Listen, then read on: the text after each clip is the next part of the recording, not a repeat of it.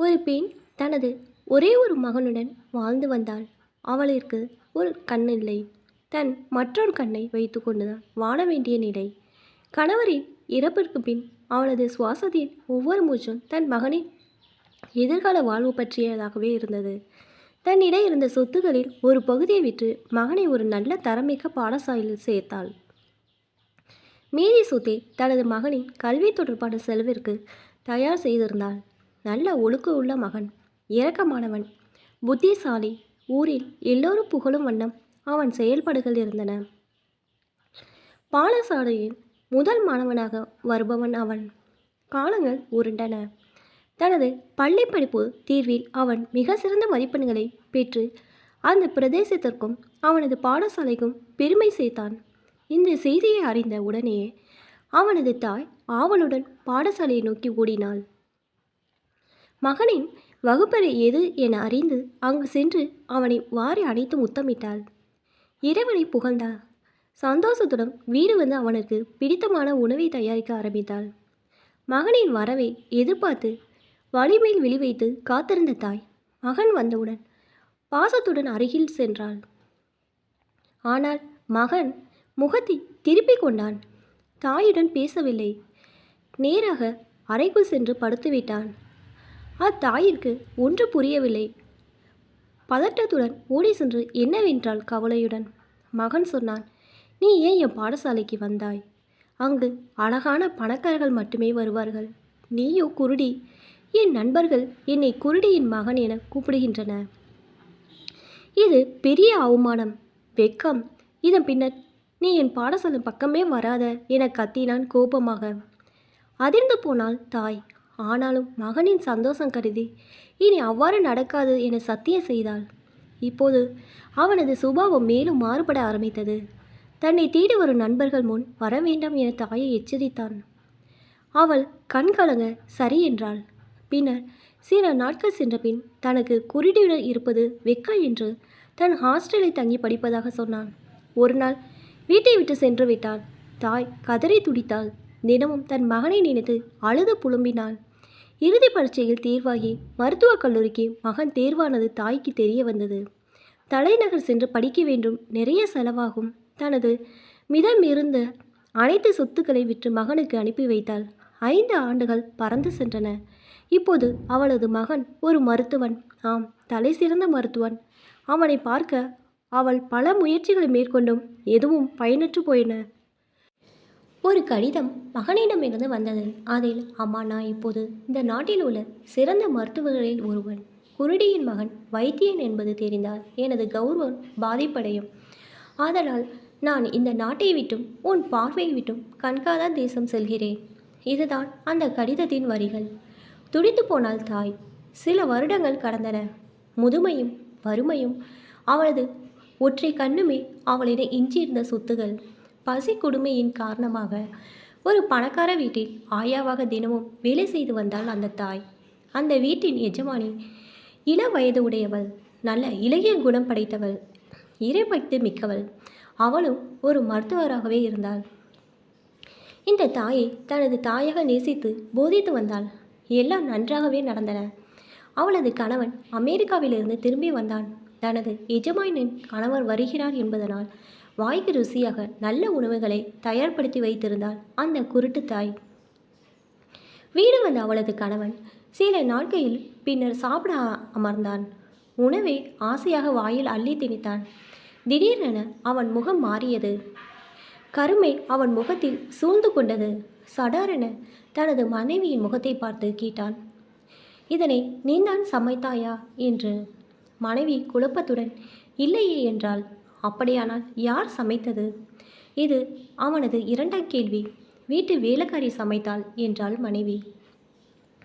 உடன் எழுந்த அவன் அடுப்படிக்கு சென்று எட்டி பார்த்தான். உள்ளே அவனது குருட்டு தாய். அதிர்ந்து போனார்கள் இருவரும்.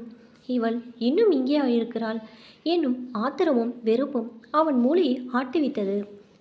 என் மருமகளால் என் எஜமானி என்ற சந்தோஷமும் மகிழ்ச்சியும் அந்த தாயின் இதயத்தை நிரப்பின. உணர்ச்சிகளால் இருவருமே பேசவில்லை.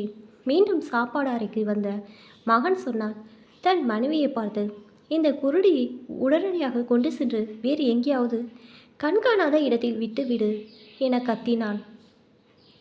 அவன் போட்ட சத்தம் அடுப்பிட நின்ற அந்த அபலைத்தாயின் இதயத்தில் முட்டி மோதி நின்றது. துவண்டு போனாள். வாழ்க்கையில் இதற்கு பிறகும் வாழ வேண்டுமா என எண்ணி கதறி அழுதாள்.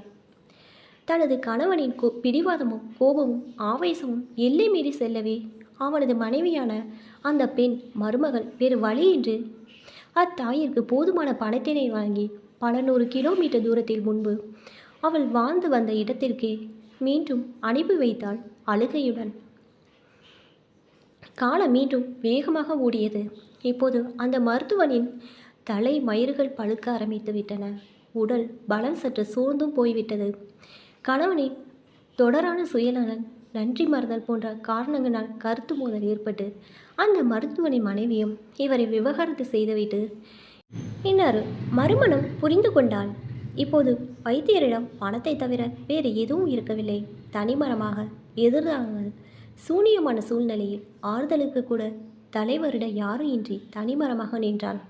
மெல்ல மெல்ல தான் தாய்க்கு செய்த துரோகங்கள், அநியாயங்கள், நோகடிப்புகள் அவன் உள்ளத்தை உழுக்க ஆரம்பித்தன. ஒரு முறை நடுநிசையில் எழும்பி அம்மா என கத்தி அழும் அளவிற்கு அவனுக்கு தனது பாவங்களின் பாரம் புரிந்து போனது. ஒரு நாள் காலை அவன் தொலைபேசிக்கு ஒரு செய்தி வந்தது. அவனது தூரத்து உறவினர் ஒருவர் பேசினார். உன் தாய் தள்ளாத வயதில் மரணிக்கு தருவாயில் இருக்கிறாள் என்பதே அந்த செய்தி. உடனடியாகவே அவன் தனது காரில் கிளம்பி தாயிற்கு இடத்திற்கு சென்றான். அவன் சென்றபோது அவளது உயிர் புயர்ந்து விட்டது. உயிர் போன நிலையில் அவளை கட்டிலில் கிடத்தி வைத்திருந்தான். இப்போது அம்மா என கதறி அழுதான், கண்ணீர் விட்டான். தனது தாயின் உயிரற்ற உடலை நல்ல முறையில் அடக்கம் செய்ய உதவினான். இப்போது ஒரு கடிதத்தை அவனது உறவுக்காரர்கள் கொடுத்தார்.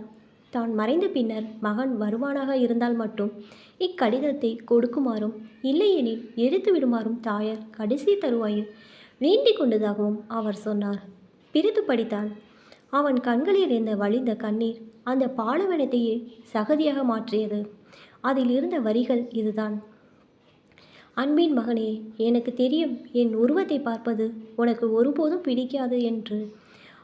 அதனாலேயே என் மரணத்திற்கு பின்னர் நீ வந்தால் மட்டும் இதனை கொடுக்கும்படி சொன்னேன். மற்றபடி உன் மீது எனது அன்பு என்றும் மாறாதது. அது இறைவனுக்கு மட்டுமே தெரிந்த விஷயம். மகனே, நான் குருடிதான். உனக்கு குருடி தாய் இருந்திருக்கக்கூடாதுதான். எனக்கு உன் உள்ளம் புரிகிறது. உனது உள்ளத்து உணர்வுகளை நான் பெரிதும் மதிக்கின்றேன். நான் உன்னை சபித்தது கிடையாது, ஏன் கோவப்பட்டது கூட கிடையாது. எனக்கு ஒரு வாழ்க்கை வேணும் என்றிருந்தால் நான் இன்னொரு திருமணம் முடித்து நன்றாக வாழ்ந்திருப்பேன். ஆனால் உனக்காகவே நான் வாழ்ந்தேன். அதை நீ புரிந்து கொள்ளாமல் போய்விட்டாய் மகனே. உனக்கு தெரியுமா நான் ஏன் குருடியானேன் என்று? அப்போது உனக்கு சிறு வயது சாலையில் நின்று நீ விளையாடி கொண்டிருந்தாய். ஏதோ ஒரு பொருள் உன் கண்ணில் பட்டு உன் ஒரு கண் குருடாகிவிட்டது. பார்க்காத மருத்துவர்கள் இல்லை. இறுதியாக மருத்துவர்கள் இன்னொருவர் கண் இருந்தால் மட்டுமே உன் பார்வையை மீண்டும் கிடைக்க வைக்கலாம் என்றனர். என்ன செய்வதென்று எனக்கு தெரியவில்லை. நேரமும் போதாது. அதனால் என் ஒரு கண்ணை உடனடியாகவே தானம் செய்து உனக்கு பார்வை கிடைக்க செய்தேன். எனது கண்மணியே, என்னுடைய குருட்டு கண்ணையே இன்று உன் கண்களாக இருக்கிறது. நீ இந்த உலகத்தை வாழ்க்கையை பார்ப்பதும் அந்த கண்களாலேயே. உனக்கு எதுவும் அவமானம் என்றால் உனது வலது கண்ணை பிடுங்கி எரிந்துவிடு. ஏனென்றால் அது ஒரு குருடியின் கண் அல்லவா? இல்லை, மனம் இருந்தால் அப்படியே விற்றுவிடு. அந்த கண்களால் நான் உன்னை தினமும் பார்த்து கொண்டு இருப்பேன். இப்படிக்கு அன்புள்ள உன் குருட்டு அம்மா. இப்போதான் என்னோட சேனல் ஃபஸ்ட் டைம் பார்க்குறீங்கன்னா சப்ஸ்கிரைப் பண்ணிக்கோங்க. பக்கத்தில் இருக்க பெல் ஐக்கானை ப்ரெஸ் பண்ணிக்கோங்க. அப்போ தான் நான் ஒவ்வொரு தடவை வீடியோ போடும்போதும் உங்களுக்கு நோட்டிஃபிகேஷன் வரும். தேங்க்ஸ் ஃபார் வாட்சிங்.